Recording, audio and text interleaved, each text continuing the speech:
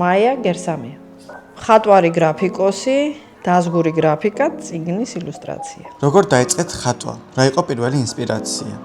ძალიან ბუნდოვნად მახსოვს, რაც თავი მახსოვს, სულ ხატავდი. დედაჩემიც ხატავს და სულ ამ იმაში ვიყავი. ალბათ ჩემთვის გამოხატვის საშუალება უფრო მარტივია, უკეთესად ხატავ ვიდრე ვლაპარაკო, ასე ვთქვათ. რას ნიშნავს თქვენთვის ხელოვნება პირადად? ხელოვნება ალბათ თვით გამოხატვის საშუალება და საერთოდ აქედან უფრო საინტერესოა სამყაროს შემეცნება. ჩემთვის უფრო საინტერესოა. როგორი სტილი და მიმართულება მოგწონთ? ძალიან მრავალნაირი, რაც უფრო მეტი იცი, უფრო საინტერესოა, მაგრამ რა თქმა უნდა არის ის, რაც ჩემთვის უფრო ახლოა და მე უფრო ტროგეძა დუშუმ კიდევს ხელს. როგორი სტილის ნახატებს ხატავთ დღეს?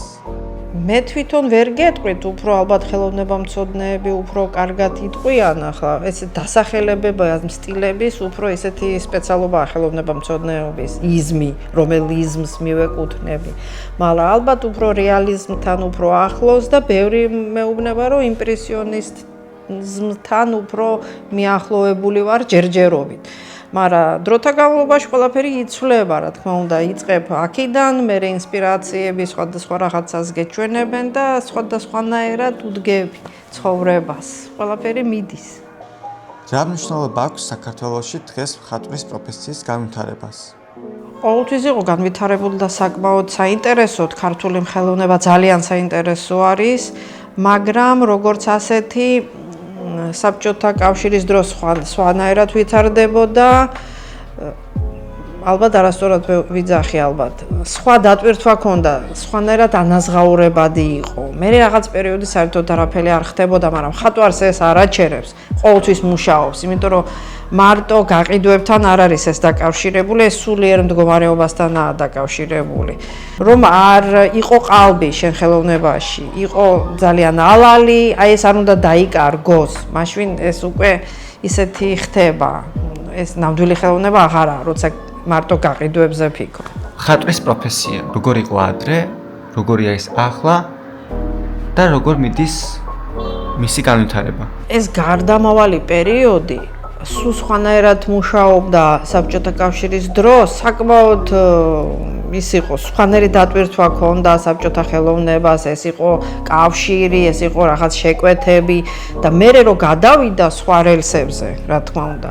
ეს ყველაფერი დაიკარგა.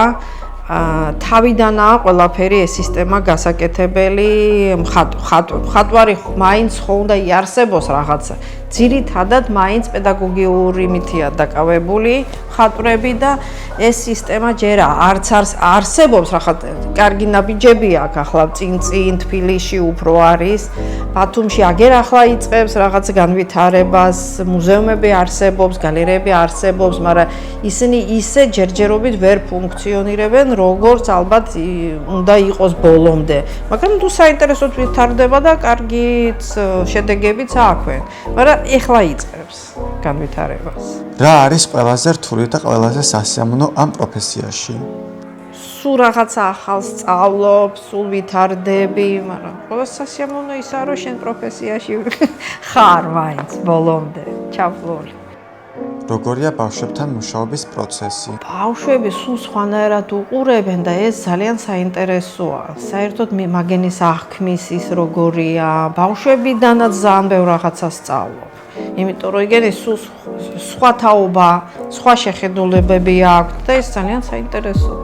ბევრია სიახლეები, ბავშვებმა იქეთაც მასწავლა ძალიან რაღაცა ისეთი მიდგომები, სამყარო ვითარდება, რაღაც ციფრული რაღაცეებით შემოსულია და ეს ძალიან საინტერესოა. მაგენი სხვანაირად უყურებენ ამას ყველაფერს, სხვანაირად არიან მაგაში შესული. სულ პატარებიც, ჩვენ სულ სხვა მულტფილმები გვაქვს ნანახი, სხვა ფილმები, მაგრამ ეს პერსონაჟებიც ვიცნობ, ბავშვებიდან ვიცნობ. მაგენი იმაშობიან ყველაფერს, მაგრამ მეც ვაცნობ ჩემი ბავშვობის რაღაცებს, ბავშვებს უხსნით. და ძალიან საინტერესოა მაგენისთვისაც. რა არის თქვენი მთავარი სათქმელი? რეისი თქმა გსურთ საქართველოსთვის, ახალგაზრდებისთვის. არ უნდა გქონდეთ ის კომპლექსი, რომ რამე არ გამომივიდა. არ უნდა არაფრის არ უნდა შეგეშინდეს. გამოგდის, არ გამოგდის, მაინც უნდა წინსვლა გქონდეს. ანუ სულ უნდა მიდიოდე წინ და შენ მიზანი რასაც დაისახავ, ყოველთვის ყველაფერი გამოგივად ბავშვებო. ამიტომ ამ კომპლექსებიდან უნდა რაღაცნაირად განთავისუფლდე და მაინც აკეთოთ. ვინც არ უნდა რაღაცა გითხრას, გამოგდის, შეიძლება ზოგმა პედაგოგმა არ არის ეს შენი, გინდა ხატე. თავარია სიამოვნება მიიღო, ანუ სიყვარულით აკეთო ის საქმე, რომელიც შენ გინდა. ყოველთვის ყველაფერი გამოგივად. როგორ შეიძლება მოხდეს ახალგაზრდა დაინტერესებული ადამიანი თქვენს გაკვეთილებზე და რა სათქმელი გაქვთ მშობლებისთვის? ძალიან მარტივად. უბრალოდ უნდა მოვიდეს ჩემთან, მაგრამ ჩემთან ვერ დარჩება თუ მე შევატყვე რომ არ უნდა. ანუ ძალით არაფრის კეთება არ ღირს.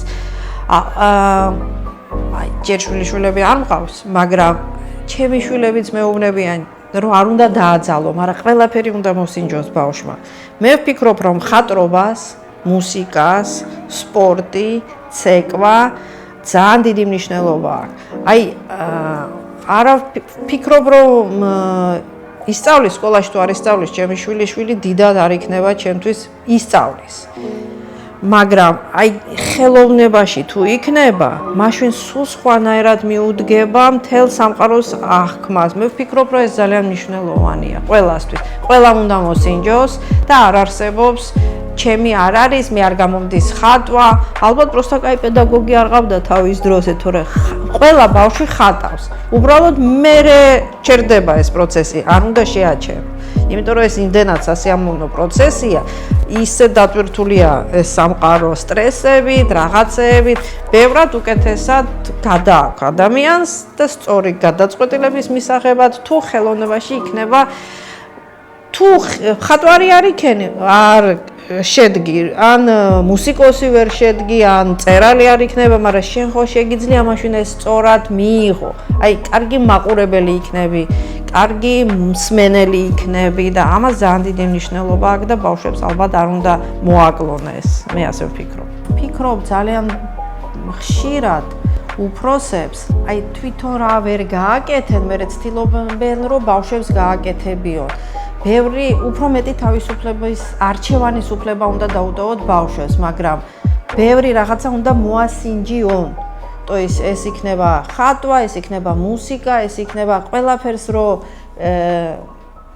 მოსინჯავენ, მერე მის გზას იპოვიან. არჩევის თავისუფლება უნდა მივცეთ. მე ასე ვფიქრობ. Yes.